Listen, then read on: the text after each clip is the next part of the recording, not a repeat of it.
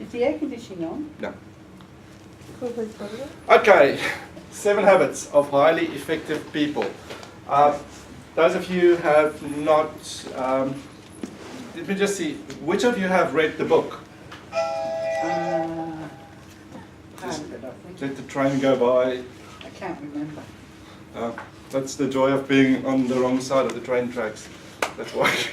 Actually, I think I've got the book at home, but I've only got my own to reading it. Okay, so it's about reading the book. If you haven't read the book, good news, I have summarized the book in 13 pages. So today we're going to do this and work through this. There will be a few places where I'll ask you to make notes. A few places where you have to do a bit of self-reflection. We're not going to have time to do that all, so you can do that at home. It's good, like we've got a husband and wife couple here. Good bonding time for you two to sit and especially working out what your value for your family will be. Great, and the others can do that with your partner, your wife, your husband at home. Great, so 7 habits of highly effective people. We're going to rush through it. It's a quick crash course. The book was written by Stephen R. Covey. I say Covey, some say Covey. Doesn't really It's matter. potato. Who cares how we pronounce it? It's just important. Will you stop that?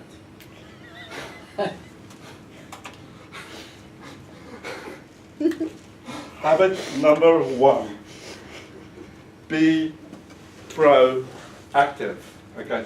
Proactive. Be proactive. All right. Anyone, one person, once, not long. Tell me, what does proactive mean? Take initiative to do something. The what? Take initiative to do something. Take initiative to do something. Do something before it happens.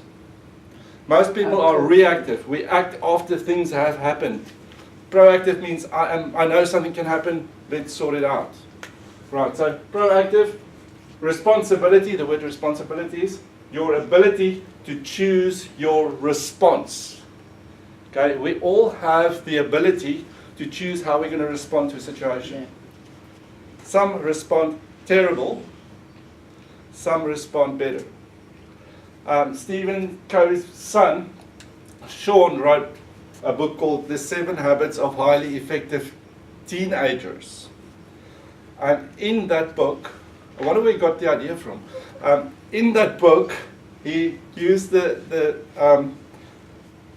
example of some people are like a can of Coke, and some people are like a bottle of water.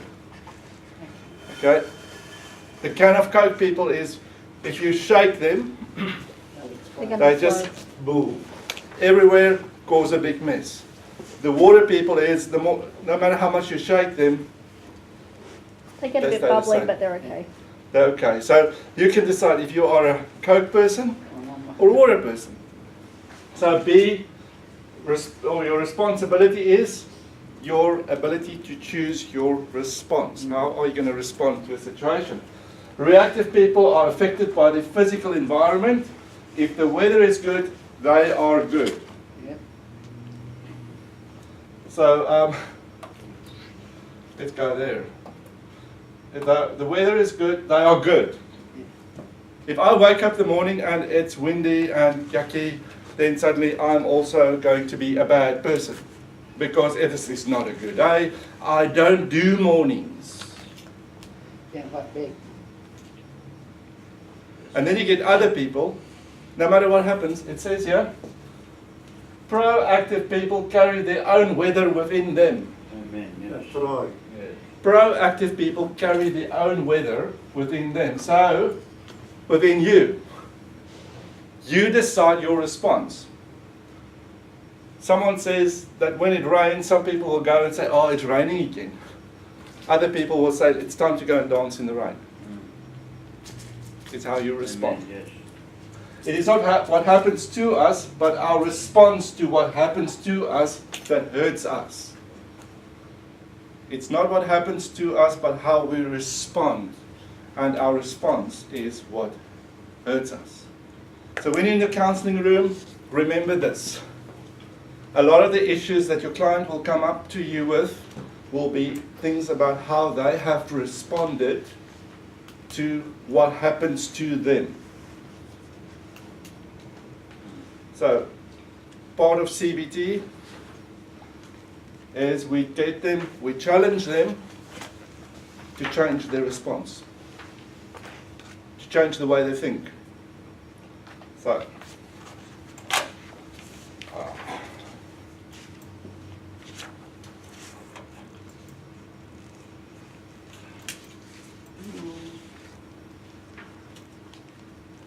habit number 2, get my board back, where's my,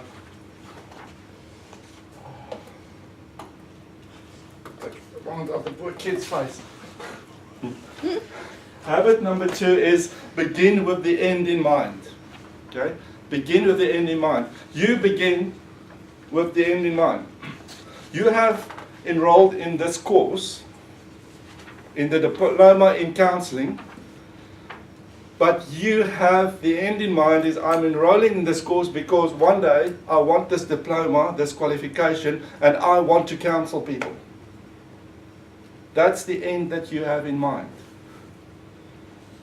None of you have enrolled here with the idea of, I'm enrolling in this and I don't think I'll finish it. Because I don't really want to counsel. Is there anyone that's enrolled with that purpose? Or more the look at, I don't know whether I want to do, so I'm doing this to see where I'll go. Let's just do an 18-month course, yeah. Okay, so that is what you start with the end in mind. Whatever you do, you start with the end in mind. It says here, all things are created twice. It's first creating your mind. And then And it when you goes put it out into there. motion. The chair. Someone sat one day and created it in their mind. They've planned it, they've drawn it up, and then they went and they had it made. In your mind, you already get the idea, like you graduate, you've got your diploma. When you were enrolling in this thing. That's in your mind. It was already there. And then you go over and into action and you do it. So all things are created twice. And that's part of what we do in counseling, is we get that, what's happening in your mind, to change. To think different. To challenge your thoughts, to challenge your thought patterns, to challenge the way that you do things, you react. That's how we work with our clients. It's a process, and this is what this book is so great, is you can use all these habits in your counseling room. Because you can use them all with your clients. Right, so habit number 2 is begin with the end in mind. Now, in your notes, there's this section that says, write your own personal mission statement. So your mission statement is, what do you want to achieve? Where do you want to go? What's your mission in life? In counseling, why counseling? What?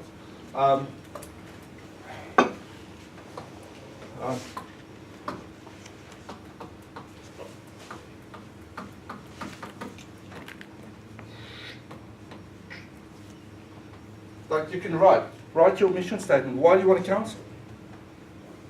What do you want to do in life? What do you want to do with what you've got at the moment? What's in your hand? It's part of your mission statement. Where do you want to go with this? Where do you see yourself in 5 years? Where do you see yourself in 10 years? Where do you see your family? You write it down and you work with that. I saw a pen going up. I would say it's not just encircling on one thing, but your mission statement for life. What does your life encompass? What empowers you in your life? So that's what you want the mission statement to be. Yeah, that's where you want to be. Where are you going? What are you going to do? And it's good to write it down. Part of the fact is to write these things down is that you get to a place where you actually sit and physically think about it. Think, hey, where am I going with this? Where am I going with this thing that's called life? Where am I going with this thing that's called my life? And responsibility is your ability to choose where you're going. All right, that's part of homework. Okay, you can start it now if you haven't done it yet. Cool, because at the end we're going to discuss a few things. So I just want to go through all the 7 habits before we have a bit of a talk about the different habits afterwards. So, okay, the next thing we talk about is your paradigm. It's like also the important things in life. Yes. What's the paradigm? I'm getting there. Your paradigm is the important things in life, the things that matter to you, the things that circle your life. So with paradigm, I want you on that page to draw a big circle. Just draw quite a big circle, and you draw a circle in the middle. A circle within a circle. So you draw these 2 circles, and then in the middle part of the circle, you write your principles.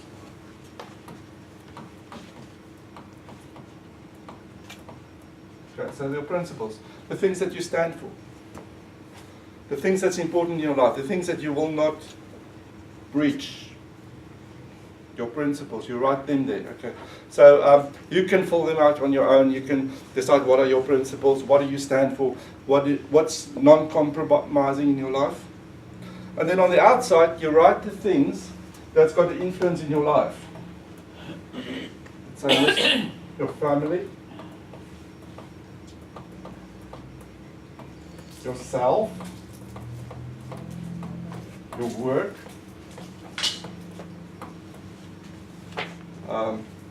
Money,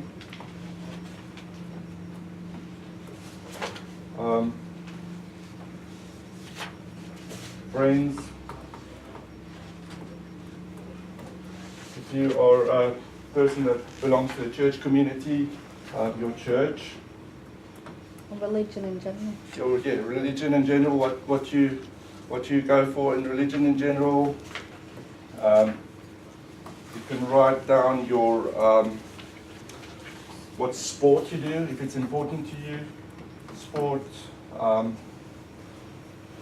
your work, if you're a student, your studies.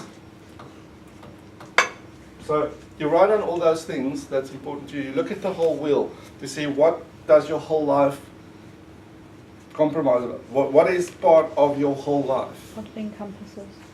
What is everything, and also in the middle, your principles. And the idea is also to know that all these things on the outside, your principles must stay the center of them all. So I am not going to compromise my principles for these things.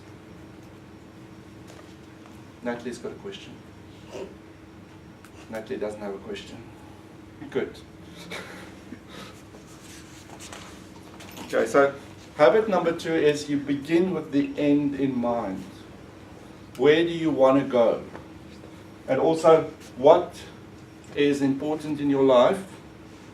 And also, what are your principles which you will not negotiate on? You get those things.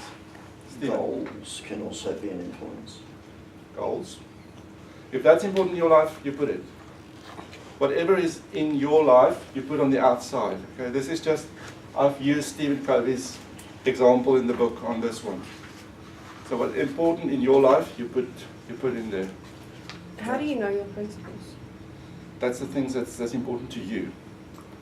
Like you will know that Honesty, integrity. your integrity, like you will not go and steal. Things like that. Is that's your principle. That's what If you it stand affects you personally. For example, you won't bring yourself to steal regardless of how low you get or something along those lines. But, right, if it isn't a principle of yours, if you get down low enough, like, would you go do that? Would you break the principle Okay. Okay, it's a principle. It's like principles you have towards your children, how you discipline your child. There's certain things that you will and will not do. So all these things are influenced about your principle. And when you sit with a client, one of the things is you need to work out with your client what are their principles. If you've got an immoral client, that client will think different than you think.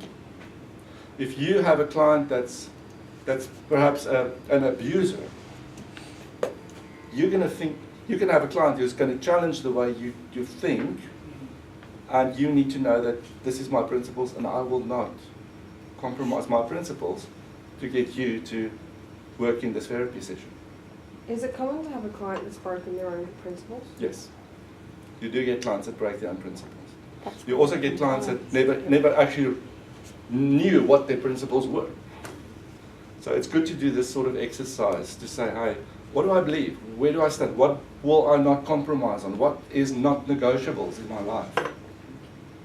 Okay. Even you can go to a family, if you look at family therapy, decide with the couple, what are their principles? What's rule break or deal breakers in their marriage? Some couples will say having an affair is a deal breaker. Some couples will say, no, it's not a deal breaker. It depends on couples. Okay, so you get, and every couple's different. Every person is different. Every client is different. Don't think that everyone thinks the same way, and do never think that your client will think the way you think, because they'll constantly throw a curveball at you, and you'll say, I never saw this one coming. So that's the joy of counselling. Okay, so if you turn to the next page,